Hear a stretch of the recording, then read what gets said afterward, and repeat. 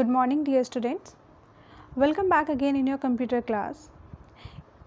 In the last class, we have discussed one program based on your salary, PF, and your house rent and education rent, right? Now, taking one more example here, very interesting example. So, let us start the class. Question is, write a program in Java to accept the number of days and display it after converting it into number of years, months and days.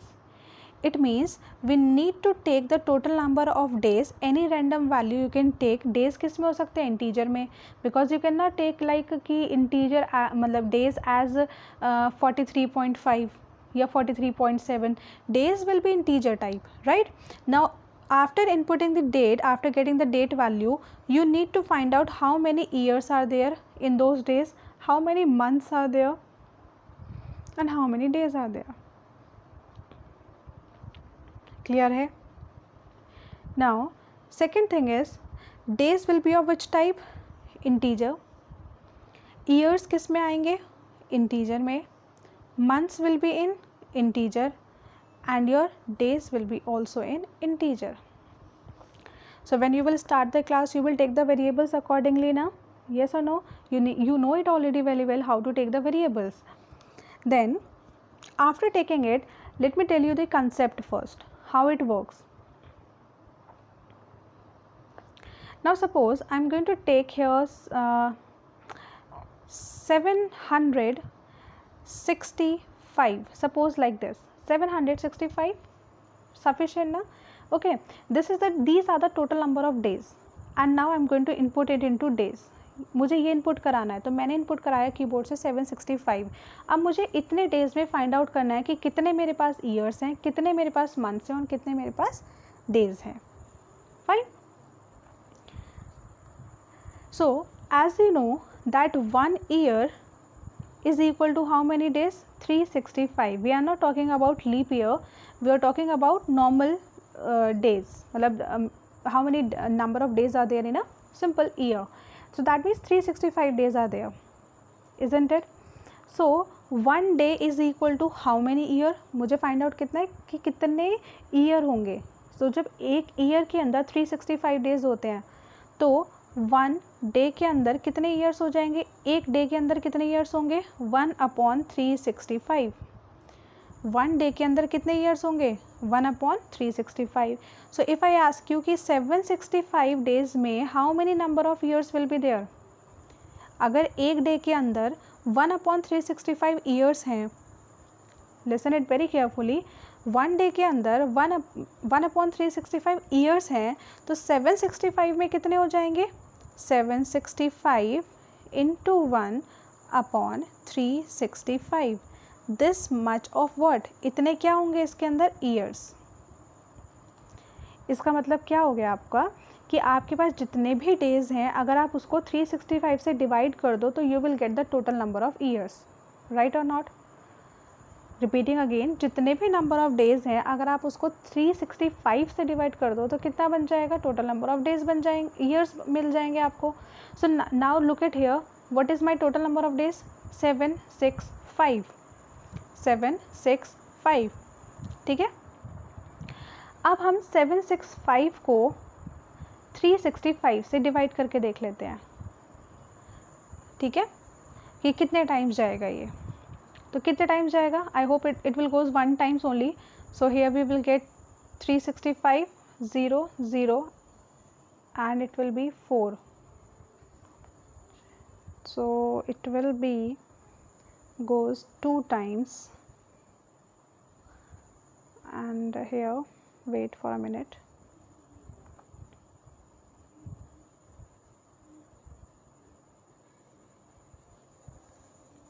It will goes 2 times actually. 7 2 5s are, इसकी multiply करके देख लेना यहाँ पर.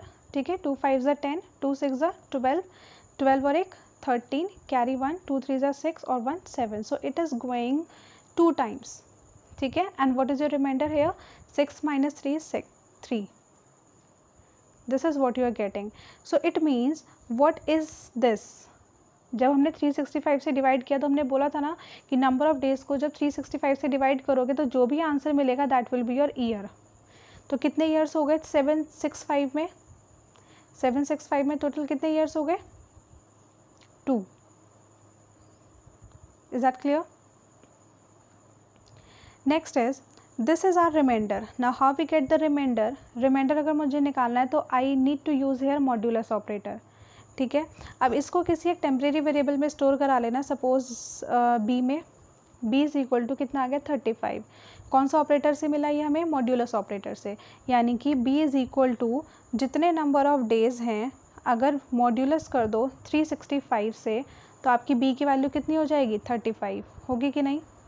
यानी कि 765 को 365 से डिवाइड करने पर रिमाइंडर कितना मिल रहा है? 35। तो वो किस में चला जाएगा? बी के अंदर। अब ये जो 35 है एक्चुअली आपका, और हाँ ईयर कैसे मिल रहा है आपको? ईयर अगर मैं आपसे पूछूँ तो ईयर कैसे मिल रहा है? Year is equal to total number of days divide by 365, right? Divide करने पर जो क्वोशंट मिलता है वो तो ईयर हो गए, है ना? और जो रिमाइंडर मिल रहा है वो कितना हो जाएगा आपका? वो आपका हो जाएगा फाइनल लेफ्ट आउट जो वैल्यू होगी उसको हम एक टेम्परेरी वेरिएबल में स्टोर करा रहे हैं और उससे हम निकालेंगे अपने ईयर, अपने मंथ्स और डेज। अब हमारे पास 335 वैल्यू है बी के अंदर। अब यहाँ देखो बी के अंदर वैल्यू है 35, यानी कि इतने डेज़ अभी मेरे पास बचे हैं। तो अगर मैं आपसे पूछूँ 35 डेज़ में कितने मंथ और कितने डेज़ होंगे, तो 35 डेज़ में 3 तो मंथ हो जाएंगे और 5 क्या हो जाएंगे? डेज़। अगर मुझे ये निकालना है तो मैं क्या करना पड़ेगा? आपको पता है कि एक मंथ में कितने डेज़ होते हैं? नॉर्मली एक मंथ में हम एज्यूम करते हैं 30 days. 1 month is equal to how many days? 30 days, isn't it? ठीक है, सो अगर 1 मंथ में 30 डेज़ होते हैं, सो आपको अगर 3 चाहिए यहाँ पर, मतलब आपको टोटल नंबर ऑफ़ मंथ्स निकालना है, तो आपको क्या करना पड़ेगा? आपके पास 30, look listen to me very carefully, ऐसा नहीं है कि सिर्फ बस देखते रहना है, लिसन इट वेरी केयरफुली। अगर 35 आपके डेज़ बचते हैं और आपको फाइंड आउट करना है, नॉट 3 मंथ, 1 सॉरी है, ठीक है, 1 मंथ एंड 5 डेज़ होगा, क्योंकि हमें पता है कि 1 मंथ में कितने डेज़ होते हैं? 30 डेज़ होते हैं। 1 मंथ में 30 डेज़ होते हैं।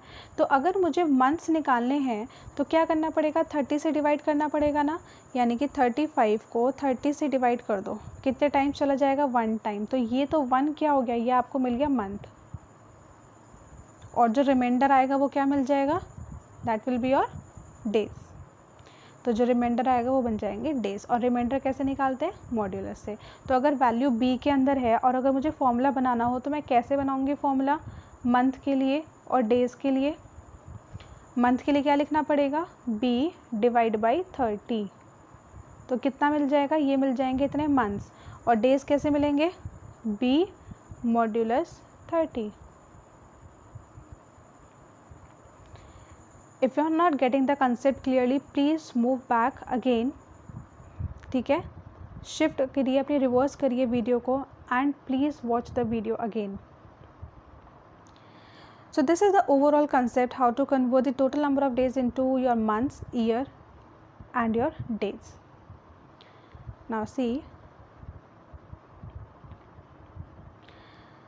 so they have taken here import java.io.star, then they are starting the class, then opening bracket, then public static void main, after that again the opening bracket, then they are taking the variables here as see a b c y d, a b c y d, where a is your total number of days, b is your temporary variable, b is your temporary variable, ठीक है। और यहाँ पे जो हम c निकाल रहे हैं this is for your month,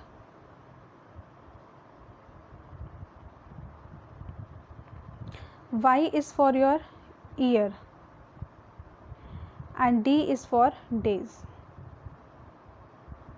So if you are getting confused by a b c y d, so you can take it proper name here for month, year, days and total number of days.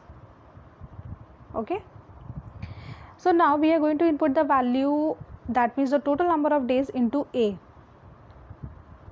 Using input stream reader we are making the program, so we need to import the package IO. Right after taking the variables, I need to use here input stream reader and buffer reader line. Then we need to input the value of days, how many total number of days are there. So enter the total number of days हो गया. उसके बाद में किसके अंदर आ रहे हैं days, A के अंदर. So A is equal to integer dot parse in dot read line. This one is also clear. ठीक है. उसके बाद हमें क्या करना है, देखो logic is applied here the same thing.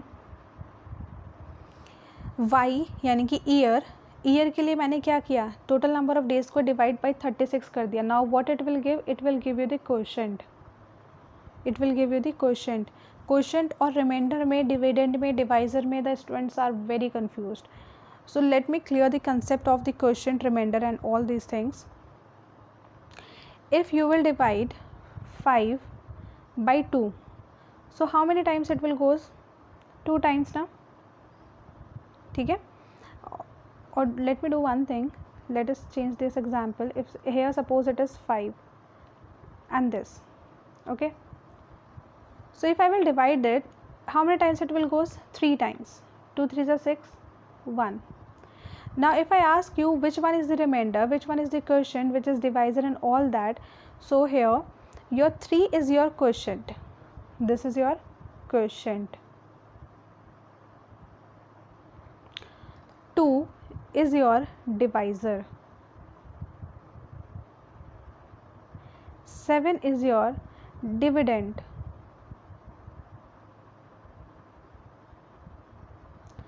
And this 1 is your remainder.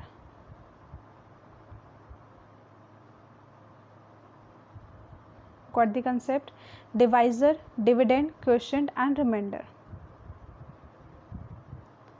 Write it somewhere in your book so the next time you don't get confused about all these terms. Okay. The next very important thing which I want to tell you is that this quotient can be find out by using division operator. By using division operator, and this remainder can be find out by using this modulus operator. It means if I want to find out 3, so I will write it like this, 7 divide 3, so I will get here quotient in Q. And if I want to find out the remainder, so I will write 7 modulus 3. Can you see the difference between these two? 7 divide by 3, 7 modulus 3. सो अगर 7 divide by 3 लिखा तो question तो आपको कितना मिलेगा, 3 value. आपने अगर लिखा 7 modulus 3, so you will get what, 1. So this is the very basic difference. बहुत ही ज़्यादा बेसिक चीज़ें हैं, आपको पता होनी चाहिए. डिवीजन और question, and look it here, we are using here division, question, division and your reminder, this one. Okay. I hope now it is clear to all. So this one we are dividing the total number of days by 365, so it will give you total years. After dividing we will get the remainder. So remainder निकालने के लिए हम क्या use करते हैं, modulus. So this is B will store the left out values, that means the temporary variable which is used to store the left out days. So you can write it here as this. Then from the left out days, that means we are using B here. Now in both the cases we are using B mod 30, B modulus. अब हमने A नहीं लिखा है, B लिखा है, यानी कि जो लेफ्ट आउट डेज हैं उसमें से अब मुझे क्या निकालना है, उसमें से फाइंड आउट करने हैं लेफ्ट आउट डेज में से कि कितने मेरे पास मंथ आ रहे हैं, कितने मेरे पास डेज आ रहे हैं. तो मंथ कैसे निकलेंगे, डिवाइड बाई 30 से. तो यहाँ पे जो C है आपका, this is for month, and this D is use to store your days. जो भी आपके डेज़ होंगे, अगर days less than 20, less than 30 हैं तो वो आपके क्या बन जाएंगे, डेज़. और अगर पूरे आपके 30 से डिविजिबल हो जाता है तो आपके डेज़ क्या बन जाएंगे, 0. जैसे सपोज़ करो मैंने इनपुट कराया 30, तो 30 में तो 1 ईयर होगा ही नहीं, ईयर तो एक भी नहीं आएगा. मंथ कितना आ जाएगा, 1, और डेज़ कितने हो जाएंगे, 0. इसका मतलब 0 years, 1 month and 0 days. Okay. If you will take 31, so 31 का मतलब number of days will be number of years will be 0, number of month 1, number of days 1. Clear? Then after calculating it, you will print all the values for year, month and days by properly writing the message here, the number of years, the number of months, the number of days. Then closing of main, closing of class. Okay, remember one more thing here. When the students use this in read line function, they forgot to write this brackets. Most of the students do what? They write like this in the exam, in dot read line, and close it like this. Very common mistake among the students. Most of the students do this thing. Remember the mistake and make the corrections properly, right? So this was done for today's class. Next class we will discuss a new program. Thank you.